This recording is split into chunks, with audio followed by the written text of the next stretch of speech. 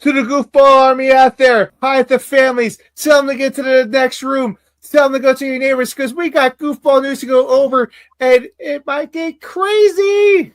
Typically does, guys. If it's your first episode ever, you got like 30 seconds before we start, so not enough time to go to the bathroom, but go get a drink because trust me, you're probably going to need it there.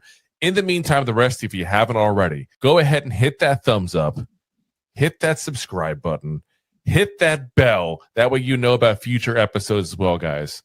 Buckle your seatbelts if you haven't already. Make sure your tray is in the upright position here, guys, because we are just about ready to get going. And like, oof. Guys, if you want a crazy ride going forward, a bunch of nonsense, but all nothing but the truth about the Giants, listen in, buckle in, tell a friend. Let's go. And now, here are your goofball hosts, Drew and Rob. Welcome, fellow goofballs, to Two Giant Goofballs, the New York Giants podcast. I am Drew, joined as always by... me, Rob. And let's go over the Hump Day news for you. Hump Day! Hey, Drew, you know this? Hump Day! Can't do this. Okay. I feel like a little kid here because I'm actually getting excited for this game coming up on Sunday. I feel weird about that, but I'm actually like somewhat excited about it still. Even with all the crap going on and how bad we played. Maybe it's like my last glimmer of hope for this team. I don't know, which is sad considering who we're playing, but it is what it is. But guys, it's time for that week 3 preview episode here, going over the Giants playing the Chiefs here and the home opener for the Giants as well. Which, home openers we typically do very well. Definitely not being sarcastic. Primetime games, we tend to do well on those too as well. Yeah. But anyway, we're going to go over that along with the latest, greatest Giants news here. We have a lot of new Giants, a lot of Giants roster moves being made overall this week too as well.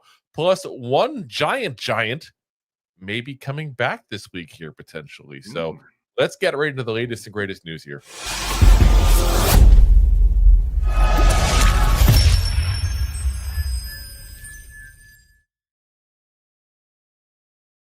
All right, let's meet the newest New York Football Giants here first. So there's really, I got to tell you guys, there's a lot of minor signings we made here, but there's really one guy who I think is going to make an impact on this roster. How large of an impact? We'll find out here. But the Giants have gone ahead and signed Neville Hewitt to the what the heck? I put the wrong name on there even. See, this is how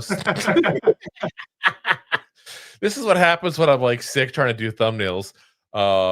We did Harvell's a whole different anyway, I'll adjust that later on. Anyway, you know what? Yeah, I don't know.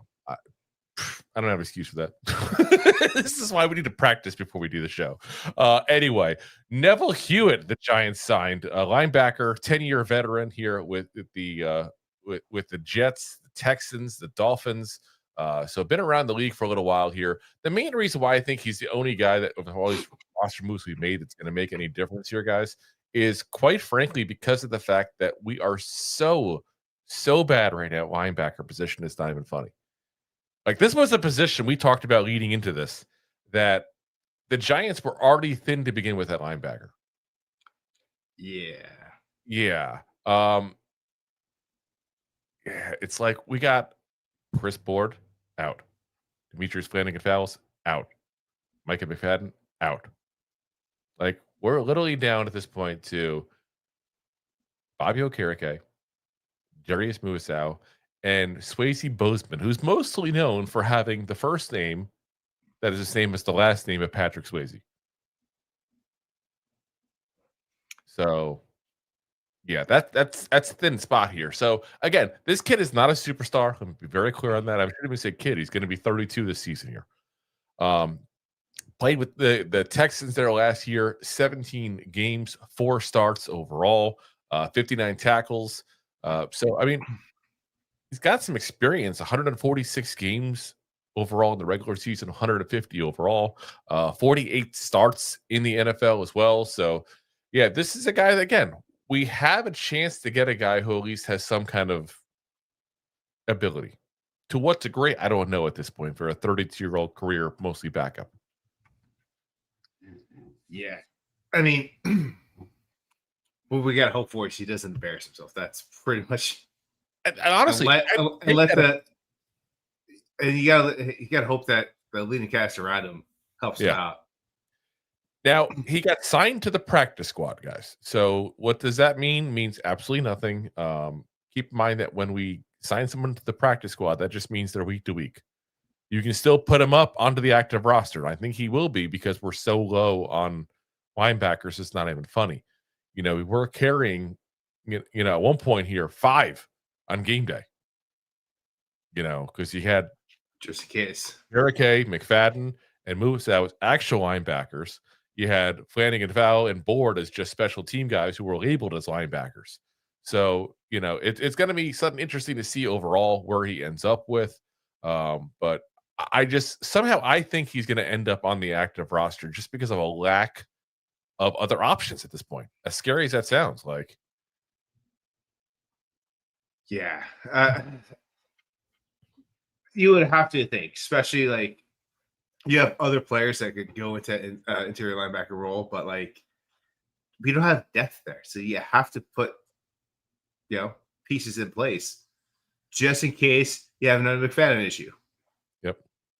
And I see a Jay there in the comment doing random linebackers now. Was Blake Martinez not available? Like, I mean, it's just, like I said, this is where we're at, guys. And, we say it all the time whenever injuries happen and things happen. You're not getting, the next Brian Urlacher or, you're not getting the next, Ray Lewis off the streets in the middle of September. Like, that's just where we're at.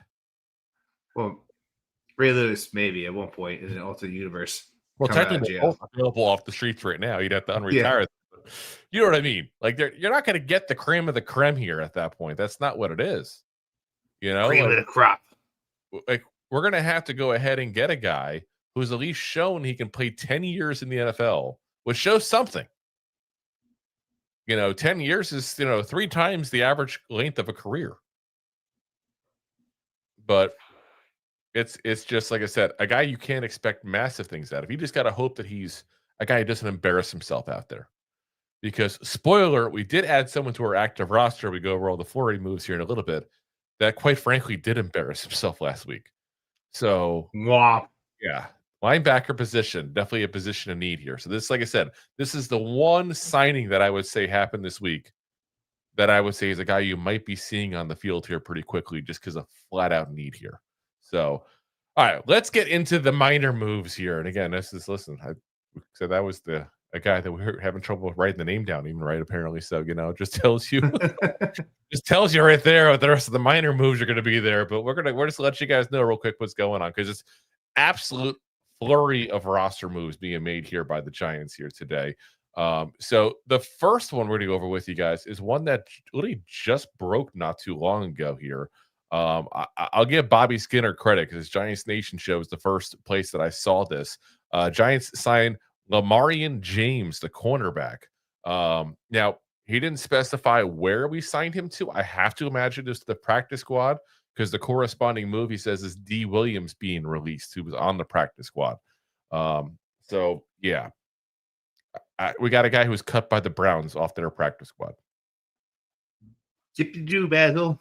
Yeah, like that's where we're at, guys.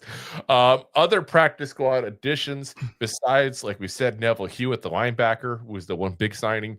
They also signed Curtis Jacobs, who is last year with the Patriots. And I gotta say, guys, his stat line's a bit confusing, and I don't even know what to take of it, to be very frank with you. 9 games, 2 starts, 4 tackles. How do you start 4 times to get 2 times to get 4 tackles? It's very interesting. So I don't know if they put him in for like a weird play package to start the game and then took him out or something. Something seems a bit awry in this, because he also only did 23 defensive snaps all season in those 9 games and 2 starts. I guess the kickoff return and it's considering a start now. Like, is that where we're going here? Like technically, Yes. But he is a special teams guy specifically. 23 defensive snaps, like I said last year, 23 defensive snaps, 136 special team snaps. So this is definitely a guy that you're going to see more on the special teams, that's for sure. And again, missing board, missing Flanagan fouls. Curtis Jacobs is a guy that I could see potentially in more of a special teams role, whereas Neville Hewitt as a linebacker, you can actually see being on the defensive side of it. And again, they're just scrambling to fill holes here from people that have gone down, basically, which sounds very, very kinky, but it is what it is. It just sounded weird. As I'm saying it, I'm like, wait a minute, they're trying to fill holes to people that went down. Wait a minute, hold on. The Giants also brought back in wide receiver Dalen Cambre, who was the undrafted rookie free agent. Another guy who is a special teams ace. That's 100% what he was in college, even. In college, he was that. But I think he actually showed a little bit more than people expected in camp as a wide receiver. So we'll see what happens there. I think it's just bringing in young bodies there. Now, obviously, when you bring people in, you got to go ahead and you take people out. Terminated by the club from the practice squad. Quadir Ishmael, who's Rocket Ishmael's kid there, who was in he's in like 3 or 4 different squads. We signed him a couple weeks ago. We talked about him. Also, Patrick McMorris, the safety as well. So, like I said, Jay says, you guys aren't making me feel any more confident about for Sunday. Listen, it is what it is. It is what it is, man. Like I said, I'm not saying these are the big moves that'll make the differences there. But like I said, I wanted to at least make sure that you guys are aware of. In case there are any names, who knows? Who knows who gets called up? You just you never know. Actually, I'm sorry. I realized as I'm saying this, Quadra Ishmael is Quadir Ishmael's father. So that makes Rocket Ishmael his uncle. Same family, wrong father. As we lose Rob, that's how upset Rob is over these family situations here. But yeah, like I said, a lot of moves. Don't know, like I said, how many of these guys you're going to see per se there. I think, like I said, Neville Hewitt's the one to watch out for because he's the one guy, who can go ahead and actually play defense that we signed here, basically. So, hopefully not too big of a role because, again, he's not exactly the guy who is a star in this league. So, all right, let's get into the next one here. So we got to talk about Malik Nabers, guy who is a star in this league here.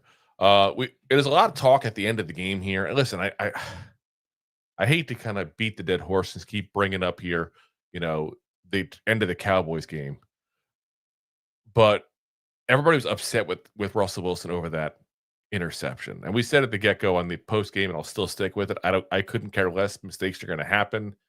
Crappy timing for it, but he had a great game. You can't blame Russell Wilson on that game, that's for sure. Lots you can blame on him for bad sayings and all kinds of stuff, but not that. But Malik Nabers was asked about it. He said point blank, "That's my fault."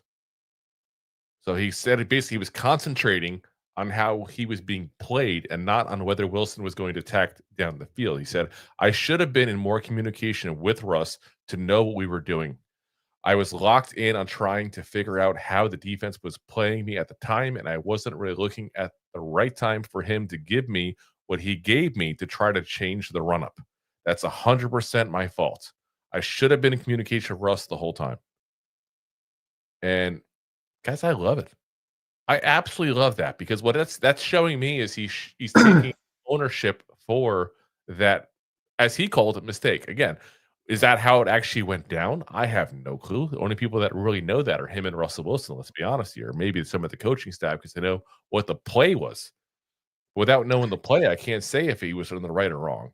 But I really like the fact that he's taking ownership of that publicly because he either did make the mistake and he's owning up to it, or he didn't and he's taking the heat away from Russell Wilson. There's no bad way to look at that.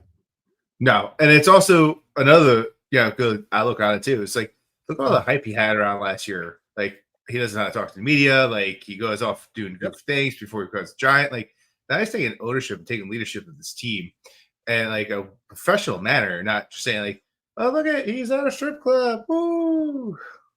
Yeah, I mean, and he even in comments, like you said to the media last year, there's a couple of times we're like, "Whoa, why did he say that?" Like, Giants need a little better training and that stuff. Here it is, the perfect comment. Like I said, either way, whether it was his fault or not, because again, we don't know. He either took ownership for a mistake he made, or he stuck up for a teammate and took the heat off of it. Either way, I'm good with that. I love that, especially for a young star receiver, because you always hear the young star receivers being the divas. And let's be honest, we have heard of that before with Nabers. At the end of week 1, that was a talk about him and Dable going out on the sidelines, him putting the towel over his head and being all upset.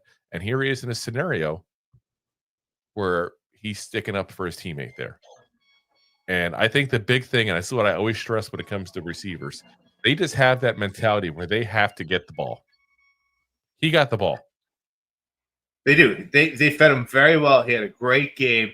And stat-wise, he's got, more yards than JJ thus far. He's got more than A.J. Brown. He's got more yards than a lot of the top-flight receivers out there. He's like, if he's not actually number one, close to number one in the NFC. He's leading the league. No, he's leading the league point blank in receiving yards at 238 in two games. You like that?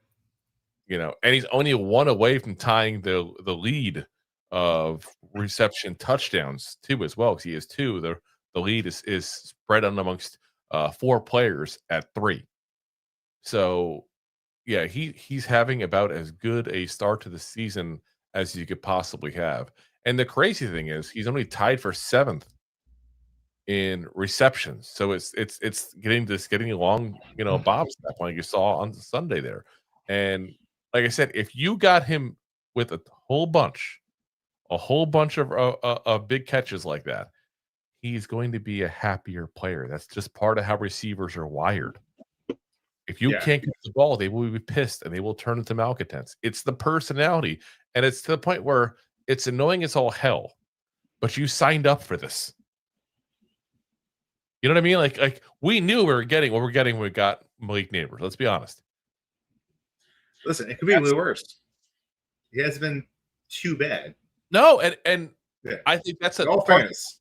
People are expecting it because of, again, young diva wide receiver kind of, mentality that people look for in almost every receiver. And I don't even think Wan'Dale is necessarily a diva. I think he Wan'Dale, or are you talking about Nabers? I'm sorry, Nabers. I don't think Nabers. I saw the comment that Jay said. I'm blaming him. But I don't even think Nabers necessarily a diva. I just think he's a young man who's learning how to deal with the large role he's been thrust into. And he doesn't have any ability whatsoever to hide his emotions at times. You're not wrong in a lot of it.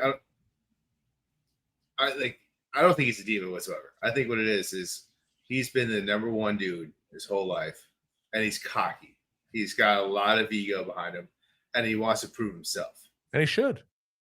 Absolutely. And he's done nothing where it's, I'm going to kick a football at a net and lose, or it's nothing like a starting fight going off. Yeah, he's not going to. Well, it's one thing to get any coaches like, hey, I thought this was I'm going back to the OBJ thing since you brought up the kicking net. He's not fighting with Josh Norman, the corner from the Patriots. The corner OBJ was nonstop going after that one game many years ago now. Yeah, has he done everything to the best of his ability? Probably. Was it 100% the right thing to do at times? Yeah. Maybe not, but you want to talk about diva? I think it's just a young guy that is expected to be the number. He in his head is going to be the best receiver in this league and wants a chance to prove it. Yep. So if he's not getting that chance, he's gonna want to prove that he wants to get that chance. That's kind of where it's at. That's what, and like I said, that's just the mentality all receivers have. Right or wrong, you have to know what you're getting into. So, like I said, I think he's doing the right things though right now. And I like that, and especially after the issues in the sidelines on the game 1, here he is sticking up for Russell Wilson because, quite frankly, I hate to say it this way, but Russell Wilson might stick around longer than Brian Dable the way things are going.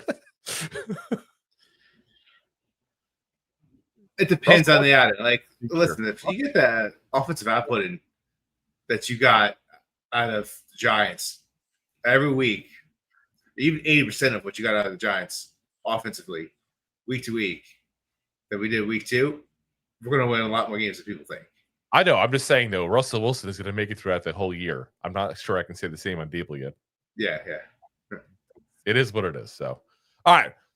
Let's talk about his companion there in the receiver room, Wan'Dale Robinson, who all of a sudden, guys, a deep threat? Wan'Dale Robinson? Mr. Little T-Rex arms? Like, is he all of a sudden a deep threat, guys? We talked about last year. His average depth of target last year was 3.8, second lowest in the entire NFL. Averaged only 7.5 yards per catch. Over 90 catches. Couldn't even crack 800 yards. That's bad. This year, though, 14.1 yards per catch, guys. That's where he's at. That's awesome. Like, that's improvement. And this is the kind of thing that Rob and I have been saying for years we thought we'd see in Wan'Dale Robinson. Like, I don't know why. I'm saying, I don't know. No, I'm saying I don't know why they didn't target him like this last year. Instead of getting 2 yards, 3 yards down the field. It's stupid. Well, I can tell you why. Beating the drum here, bad coaching, but like you got shiny toy Wan'Dale, like you want to throw it down the field. Quarterback play was sus, and they're using Wan'Dale as a crutch to get out of the backfield, in the slant. But we talked about him getting the yak yards, being able to be a deep bomb threat, and you get a guy like Russ who, like, he may be not the Russell Wilson we know, but like he's still doesn't have great stats. Like, I saw a stat the other day after the game that he's since 2018, so 7 years, he's got the most deep thrown touchdown passes in the NFL. Yeah. So, Wan'Dale, Nabers, they're going to feed off that. So, like, we were talking about red zone like drives. Like, listen, if we're putting them up deep balls, deep passes in the end zone, like, you can take away some of the stats in the red zone because that means we're not getting into the red zone as much because we're getting touchdowns before we get there. Yeah. But, I mean, the whole thing is just insane because, like, last year, for example, 93 catches, 699 yards. That's where he ended up with, guys. This year, at the 14.1 yards per catch. And again, I don't actually expect that to stay that high. Let me be very clear with you guys. I think like 10 yards, I'd be happy considering what he's done, the last couple of years. But if he hypothetically stays at 14.1 and he does the same 93 catches he did last year, he'd be over 1,300 yards. That's insane. That's really. And by the way, he's doing 14 catches on 18 targets right now. Like, that's not bad, guys. Like, I gotta go ahead and give him the props for that. It's a good start. Again, it's a start. He's on pace for 119 catches, guys. Again, it's a start. I don't expect that pace to stay, but I like the progress where we're going against. We'd be remiss to go ahead and also not mention the fact that obviously the Dallas Cowboys had a lot of corners out, and he was definitely not facing the creme of the creme, as we said before, of cornerbacks. So we got to mention that part of it there. The Commanders were healthy for the most part on defense week 1. So it's not like he did it all against a team that had a lot of corner hurt there. And listen, you can't help who you play sometimes. No, but it also puts into question too. Like, you're supposed to beat up on bad teams. That's your job. But there's also sometimes like you don't. Like the past 2 games we played are division rivals, and sometimes it doesn't matter if it's your number one or number two starting. Like, it's just the way we play each other and the way the coaches see how we play each other. Because you got the most tape on the players on your teams. So, classic example, like I just look at the AFC North, right? Sometimes, and this goes on constantly between all four of those teams. Sometimes it's a 10-7 game. Sometimes it's a 6-9 game. And sometimes it's 47-53. 6-7. Sometimes sometimes it's field goals, and sometimes it's nothing but bombs down the field. And the defense, it's the same players on the field. Yeah. Same coaches. It's just different outcomes. And that's what happens in the division. It gets a little crazy at times. Yeah. And listen, we got a good defense coming up this week, so we'll see what he does. We got to give him the guys his props. That's for sure. Got to give him his props. So definitely. It's so weird. We're being like so positive. We're being so pissed off on Monday and Sunday. Well, I guess in little hopes too. I'm pretty sure Kansas City's secondary isn't all of that best right now, but we'll talk about that later. We will definitely get into that. One last thing we got to talk about before we get into our preview episode here. Andrew Thomas. Is he going to be ready to go? Because Dan Duggan, who usually has a pretty decent feel for what's going on in the Giants office and all, says, this is what he put on X, by the way. He said, impression I got from Dable is they're expecting Thomas to make his debut on Sunday, as long as this week goes well. Now, gave himself the out. Let me just say that up front. Gave himself the out. That's not saying Thomas is going to be out there for sure on Sunday. But that's saying it's a pretty decent expectation that he will likely be out there. Yeah. I did say I'm going to take the words out of Jay's mouth. Boo! Well, I mean, I don't know what you want here. Like, they're not going to say, oh, he's definitely out there. Like, part of when you come back from injury, I hear you. They're going to go ahead and see how he's doing. You know, give him the week of practice and see how he's doing. Once you say that, if he gets one setback, you're going to say, okay, we're going to wait another week. Once you say he's playing, you can't do that. So, I mean, my biggest thing I have is I want to find out, what Andrew Thomas are we getting? Are we getting the Andrew Thomas? Are we getting the Andrew Thomas that's injured, is just trying to come back to help the team? I don't know. He's been gone quite a while, but it's also a big injury he's coming back from. Yeah. I'd rather him wait another week to come back if he needs it. Because if he does, but if he doesn't, come back as quick as you can.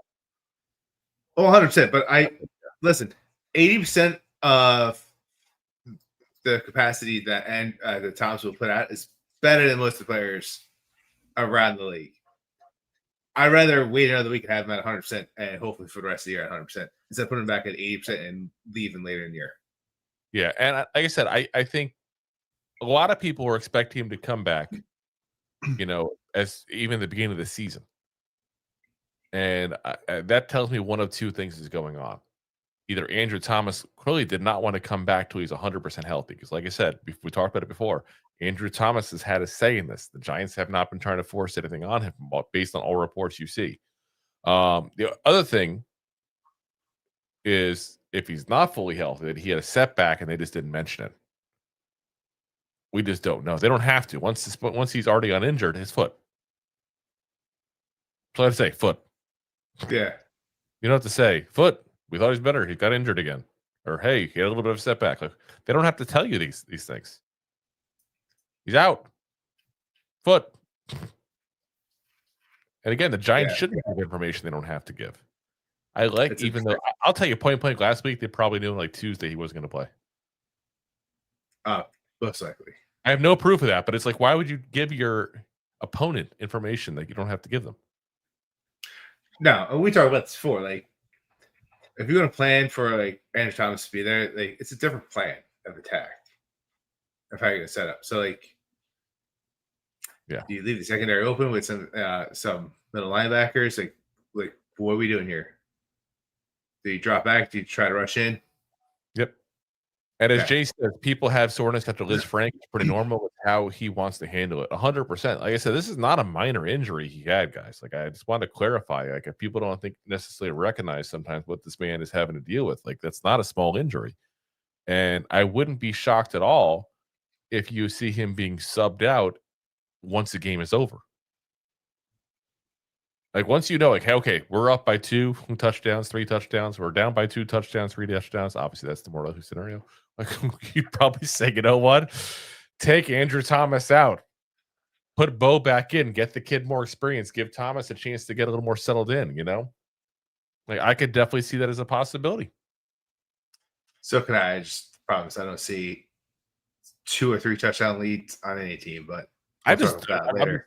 I just have to throw out there as the hypothetical because that's I think what would happen. Like once it's done, and this pretty much would take an amazing miracle to come back for whatever team is down. That's when you'd pull Andrew Thomas. And I think again the likely one we all know is going to be the Giants. Let's be honest, going to be down. The Giants aren't going to waste him on things like that. Like if the game's over, get him out of there. Yeah, We'll see. down. I'm just looking forward to seeing him, and I'm hoping he's the old Andrew Thomas because, goddamn, we need to learn to run the ball. Like, it's definitely getting very, very one-sided here. So, all right, guys, let's go ahead and pay the bills real quick. Then we'll be back talking about the preview of the upcoming game here. We're going to talk about 2 things specifically. We're going to talk about what's wrong with the Chiefs, as they're both 0-2, same as the Giants here, and also keys to victory for the Giants versus the Chiefs. And then keep in mind, we will go over the injury report tomorrow in our Week 3 picks episode, where I gloat about whooping Rob's butt yet again 2 weeks in a row. So let's go ahead and pay the bills real quick, and then we'll be right back. Thanks for watching. Like the show? Of course you do, or you would have turned it off by now and not be hearing me. There are plenty of ways to support the show. YouTube is the best place to join us, and we offer memberships there with fun benefits like custom emojis and early access to video clips. Of course, there you can also send super chats and stickers to send one-time support payments. The best way to support the show is to buy these drunk idiots beers at buymeacoffee.com/2giantgoofballs. Along with one-time support payments, there are also monthly plans, so you can continue to help kill their livers each month. You can also show people that you are a goofball by visiting our store at 2giantgoofballs-shop.fourthwall.com. We got everything from shirts, hats, phone cases, funny candles, buttons, stickers, and even a 2 Giant Goofballs towel to dry off your goofballs. Of course, you can always support the show for free by simply hitting the like, subscribe, and share button wherever you are watching or listening to this. Hit the thumbs up on YouTube. Leave a 5-star review on Apple Podcasts. It helps the show tremendously, and quite frankly, the goofballs suck at marketing and need your help to get the word out. Thank you for being part of the Goofball Army and for taking the time out to support the show. All righty, guys, let's talk about the Kansas City Chiefs and what is wrong with them then, because again, everybody wants to know, as we lose Rob again, everybody wants to know what is wrong with the Chiefs here. Again, they're 0-2 now. Again, same record as the Giants. Definitely not what you're expecting whatsoever. And they lost now the Chargers, which is the Week 1 game there, 21-27. Chargers just walloped on the Raiders there. Again, not that the Raiders are a great team, but they just walloped on the Raiders there, 20-7, just on Monday.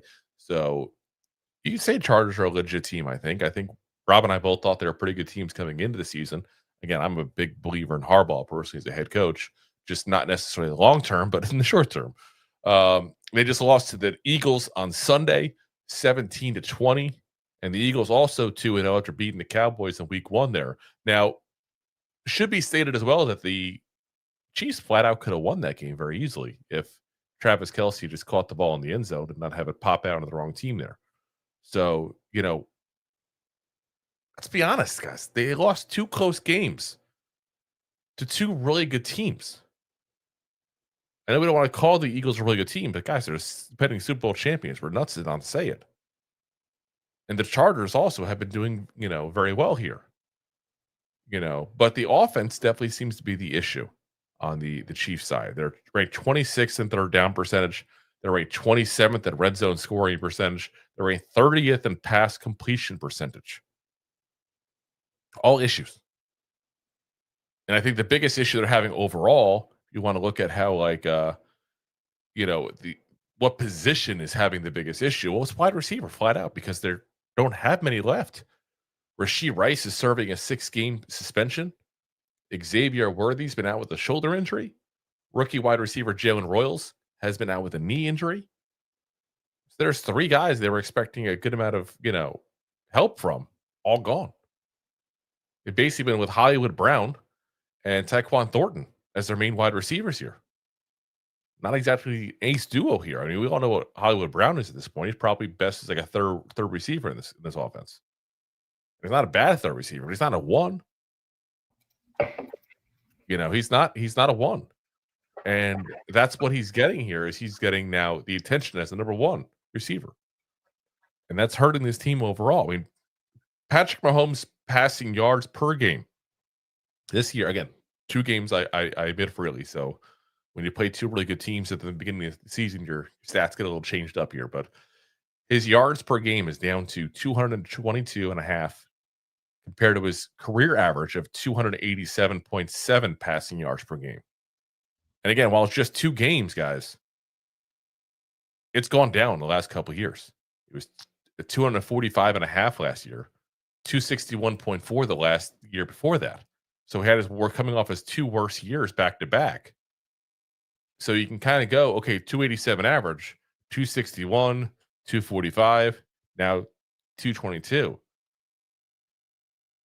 Yeah, I was about to point that out. Like, something's wrong. Yeah, so the Patriots, that's actually what I was about to say. They're modern Patriots, and they've did what the Patriots have done in the past. They go through slumps with their receiving core.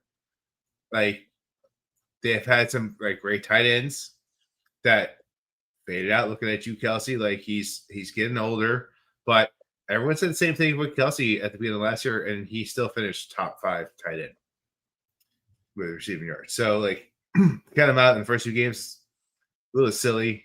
I mean, he's probably worried more about his big old wedding than anything else, but that's besides the point. But yeah, Worthy in the the 3rd drive in week 1 go out with a dislocated shoulder, which he is questionable to play this week against us. Yeah, when we go over the injury report, we'll go over that more with you guys. But yeah, both Worthy and Royals may be in this game. We don't know yet. Hopefully, we'll have more information. We do the show tomorrow as far as that part. Yeah. So questionable. But their running backs have been ineffective as well. I mean, the only rusher they have that's actually running the ball well is Patrick Mahomes. He's already rushed for 123 yards, guys, in the first 2 games. His career average per 17 games is 353. He's on pace to go over 1,000 rushing yards this season, guys. It's because he's running for his life in the backfield and not design run plays. Because they've made also a lot of changes to the offensive line, guys. I mean, Joe Thuney's been with them for a few years now. He's gone. Kingsley, I'm going to try to attempt to pronounce this guy's last name. Remember, we had this problem when we were getting drafted to BYU. Sua Mataya, he's got a 58.4 PFF grade, guys, overall. Just 44.2 pass blocking. Like, he would fit right in the Giants' offensive line. Josh Simmons, the rookie from Ohio State, they literally have him starting at left tackle. The 60.2 PFF and just a 51.4 run blocking grade. And again, guys, I'll say it every time we mention PFF. I know PFF's not everything, but it's something to give you stat-wise as far as how he's doing and how these guys are doing overall on the offensive line. And then you got Travis Kelce, you mentioned. I mean, people don't realize he's 35 now. Like, I get it. Like, that's really young, and he still looks the same as he looked when he's 30 pretty much at that point, But 35 is old in the NFL, guys. Like, he's that's twilight of his career. Yeah, I was about to say that. Like, that's like receiver age. That's getting old, but tight end, like, you're at that age where it's like you're coming to the end. Like you said, twilight. Yeah. Like, what was it, Gonzalez? You become a blocker as opposed to receiver. Yeah. Well, Gonzalez was 36 when he retired? But he still had a great year. 37 or so. But he ironically enough, they actually almost got him out of retirement for 1 more year. As I'm saying, so it is possible to play. He's still playing very good, by the way. I was going to say, he had almost a career high. Yeah, he was 37 when he retired at 859 yards receiving that year. 83 catches, 859, and 8 touchdowns. And again, 16 games. So also, don't forget Tony Gonzalez wasn't marrying a billionaire. Well, Tony Gonzalez was also a better blocker, but that's a whole separate issue at that point there. I'm just saying, like, I'm just saying financially, he doesn't have to be in the game anymore. But I'm just saying that's where he's at, though. Like, and again, he had the big drop that literally cost the Eagles. I said, cost the Chiefs the game against the Eagles. I mean, granted, you can look at a lot of other plays as well. I'm sure that you can say if this went right, if that went right. But literally, the man had his hands on a football thrown to him from Patrick Mahomes, going into the end zone, and he just drops the pass. That's not something that Travis Kelce does.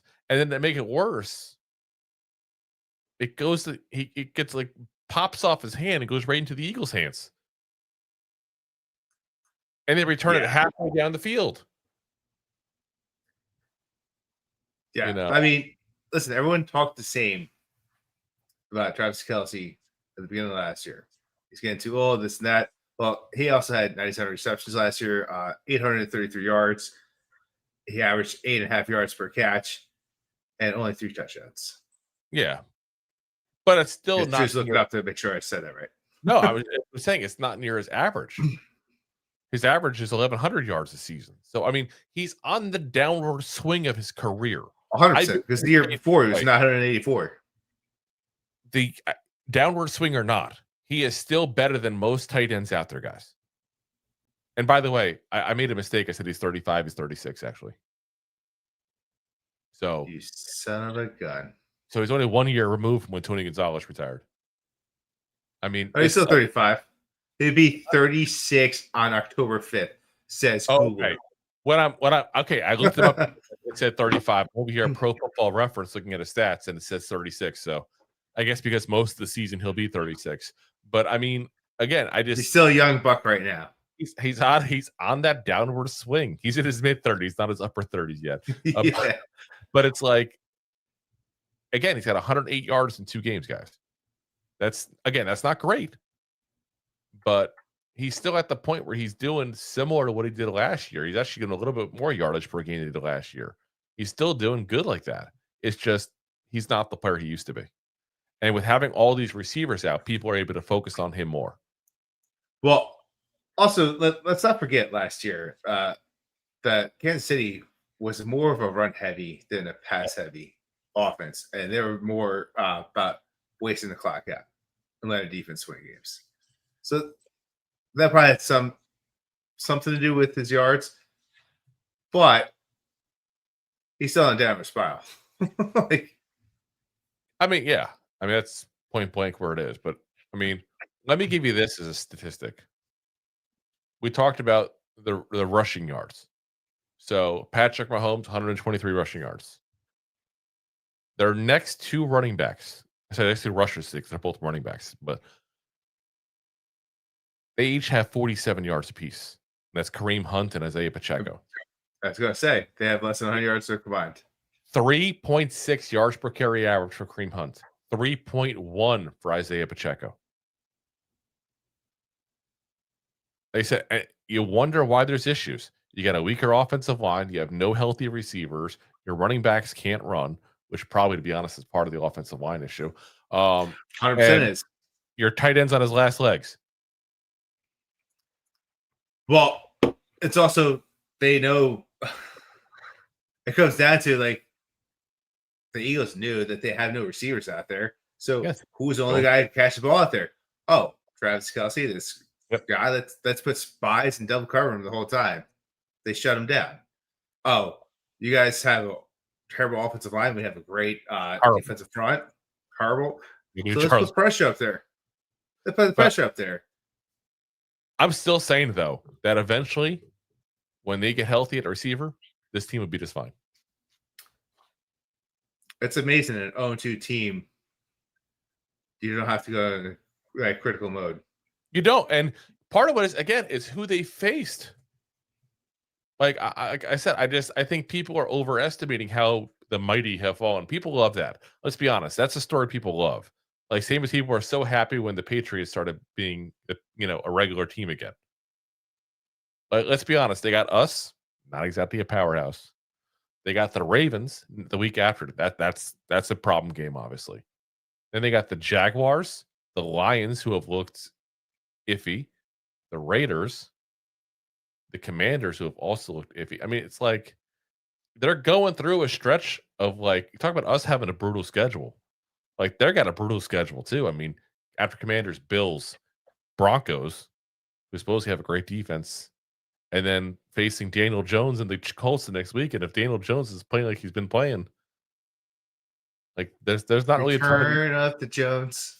There's not really a ton of easy games with these Chiefs guys, but they're starting off against two really, really strong opponents while being weak. Like I said, I honestly think they'll be fine. I just don't know if they're going to be the same Chiefs that go back to the AFC Championship game or the Super Bowl per se, but they'll be just fine overall. It's just there's high. They'll be the Chiefs that make the playoffs in a wild card position. That's what it is. You know what? It wouldn't shock me at all if the Chiefs go like 10-7. Okay, let's say hypothetically, and then all of a sudden they just turn it on the playoffs because they had that experience in the playoffs. You know, they got the best quarterback in the game. I mean, it is what it is. That's what happens when you got that kind of talent on your team. Sometimes you can turn it off and on. You shouldn't, but sometimes you can.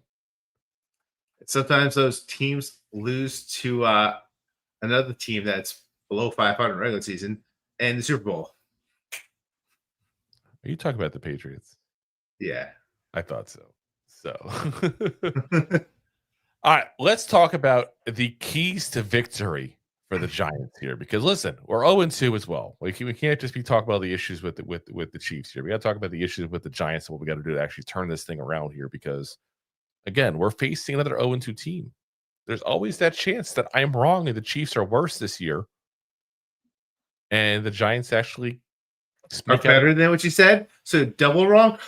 Booyah! Sorry. Okay. Overreaction.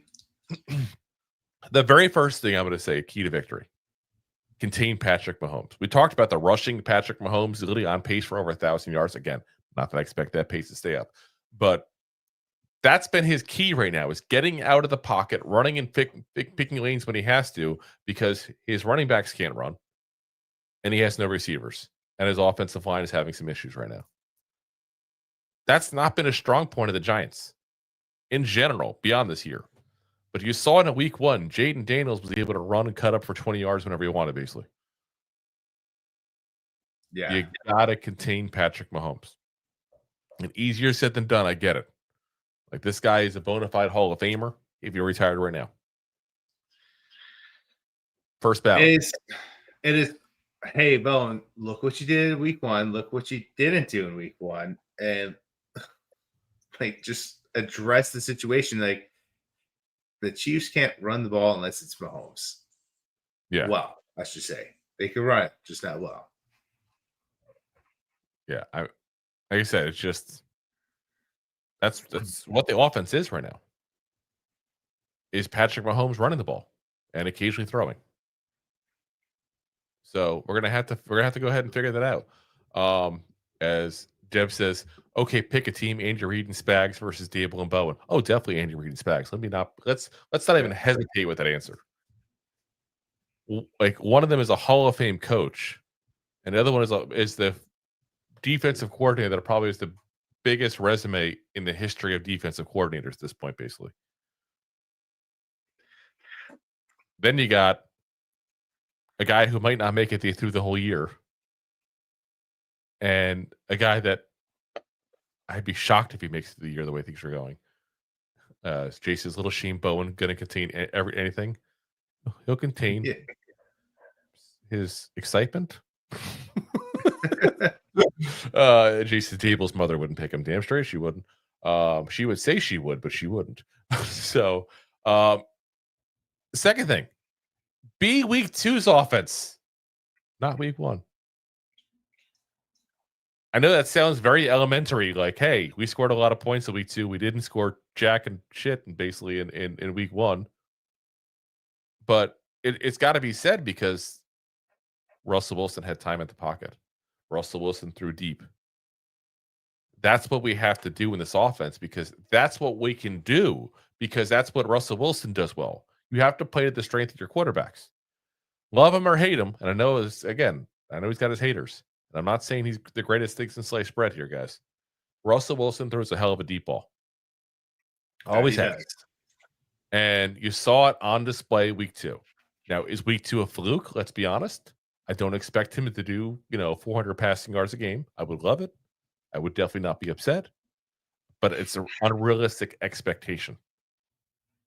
But if he can get some deep throws in, make some big plays, we can score a couple touchdowns at that point there with the big plays.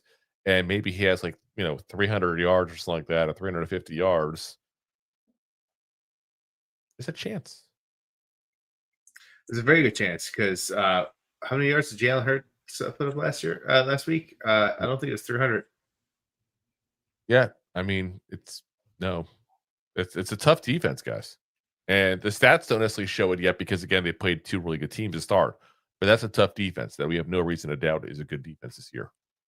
Between the names they got on there, like Chris Jones and all, like the Spags being the defensive coordinator and all, like that's a defense you can trust going to be one of the better defenses when this thing's all said and done. 100%. Next one. Don't make Kelce look young again. That's what Taylor Swift's plastic surgeons are for. Like, we have a tendency to always play tight ends bad. Always. We got killed by Ferguson last week. Zach Ertz, with his walker and everything, looked damn good against us week 1.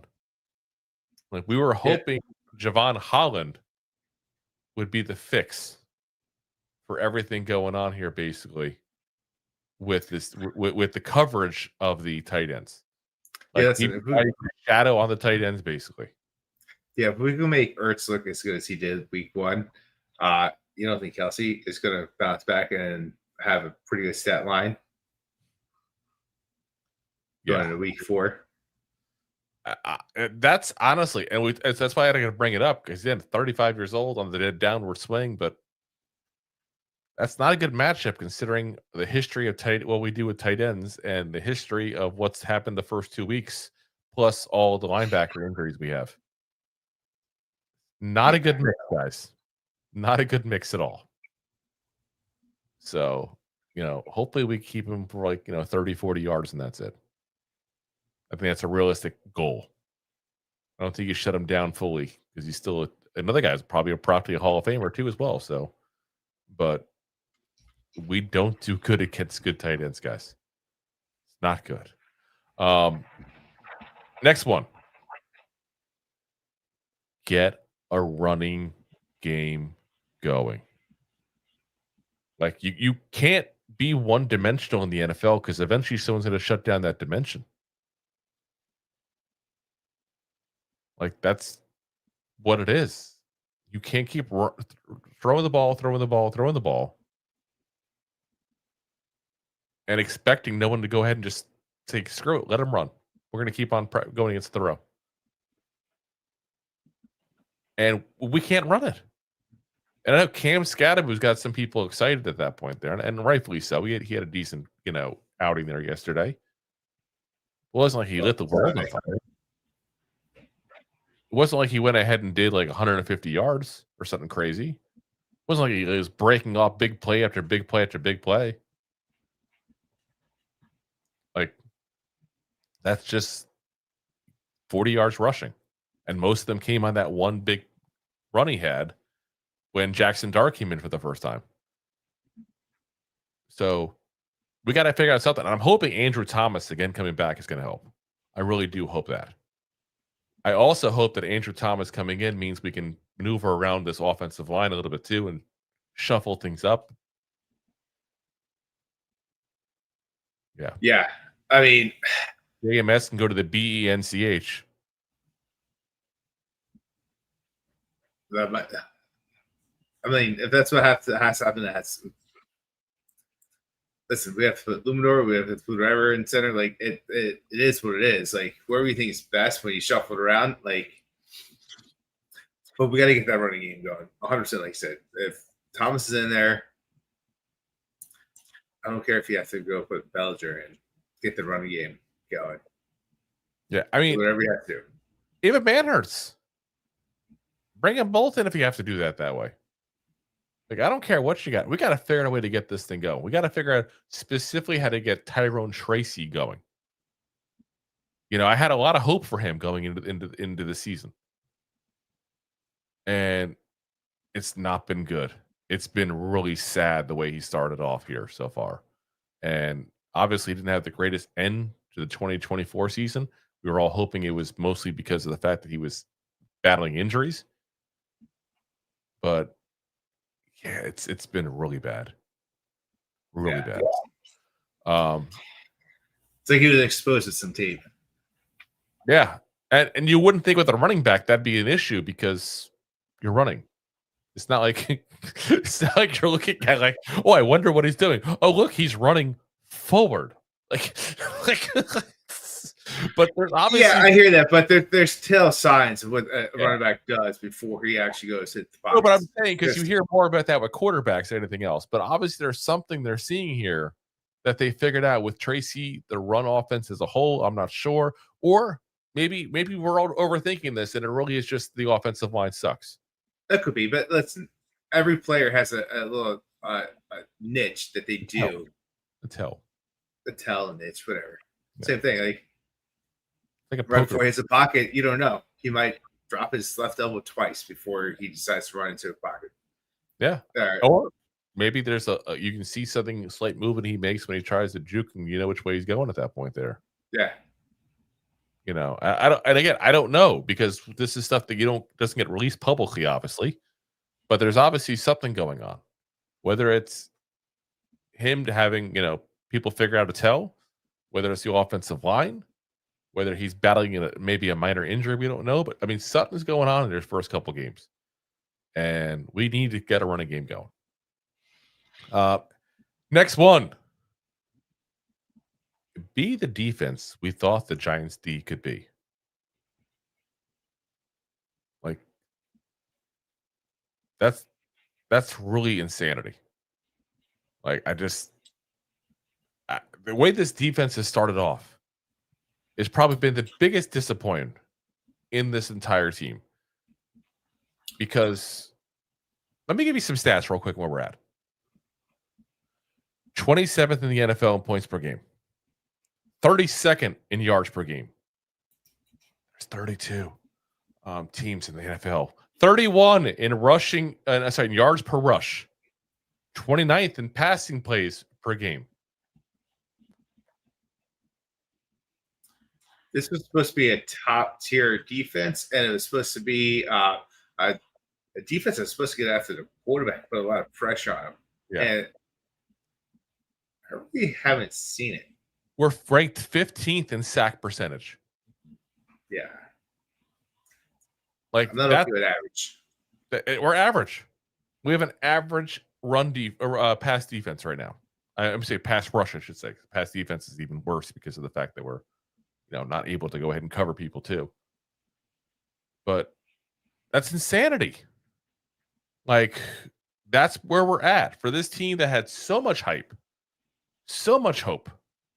That's where we're at. And I 100%, we'd be very clear on this.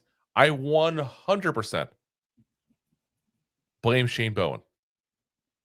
And I've said all along, we should give this guy a chance. I just want to make sure I'm clear. I'm not going back on that. I said we need to give him a chance because everybody was injured last year. We gave him a chance. And he's ruining his chance. Playing preventive defense when you're trying to win a game. Not blitzing when you have tons of pass rusher. You're not preventing anything with those stats. But that's what he went. You're preventing playoffs is what you're doing. At the end of that game last week. Like, that's insanity.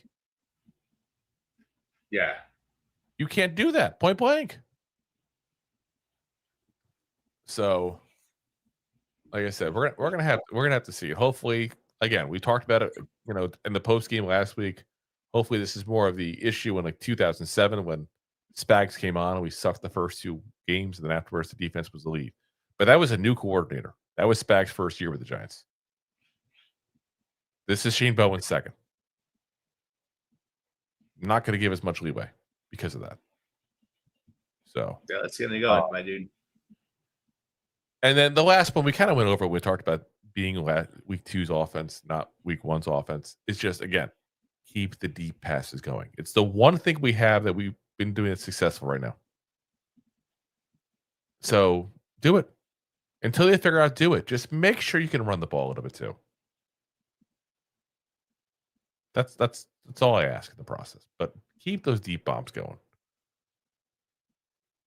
It's like I said. It's just you gotta hope they keep panning out until we get this ship righted. Because if not, that ship's about to go right into a freaking rock. Iceberg Dead ahead.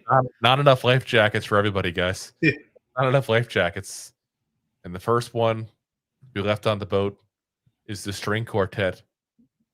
The string quartet of Dable, Shane Bowen, Mike Kafka, and whoever else they want to put there. I don't know who the fourth person is. I would say John Mayer, but you can't put the owner there.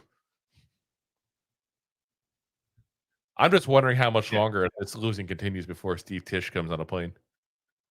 You know it's bad when Steve Tisch comes to town. He kind of lets Mara do his thing, and then all of a sudden he's like, okay, well, you're not doing this right. Move aside. Yeah, we got to do this again.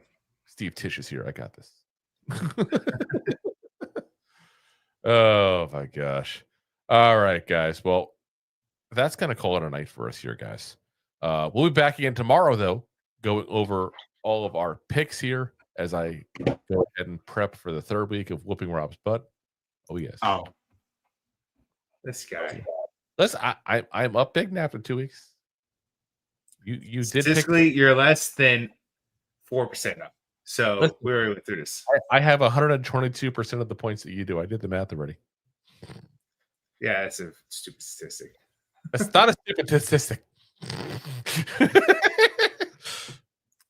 That's also a false statistic. It's not. I did the math. But so you have twice as much and an extra 20%, 22%. Oh, I said I had 122%. So that's not twice as much. That'd be 222%. See, statistics. No, you just misunderstood the math. 122% is what I got. I didn't say 122% more. I said 122%. I'm winning. Yeah. Full of tiger's blood here. Not the kind that Joe Burrow has, because he gets injured too often. You keep that up, then you're going to get skunked and you're going to get ahead of you. Bring it on. Let's go. I will say they were asking us last week to go ahead and figure out. Seeing too many vacuum sales today from Jason now. They were asking us last week about doing something for the week. So we need to go ahead and figure out. We'll talk about it. Maybe we can figure something out and try to figure out some kind of torture for whoever loses. Which I shouldn't say, because that's the weeks that I lost last year is when we started doing that. I got stuck with the durian. I got stuck with the anchovies. It was bad. But we'll figure out something. So, all right, guys, we'll be back again, like I said, tomorrow night with you guys, 9 p.m. Eastern Standard Time. Of course, as always, we are live on YouTube, the preferred platform, along with Facebook, Twitter /X, Twitch, and of course, Rob's favorite.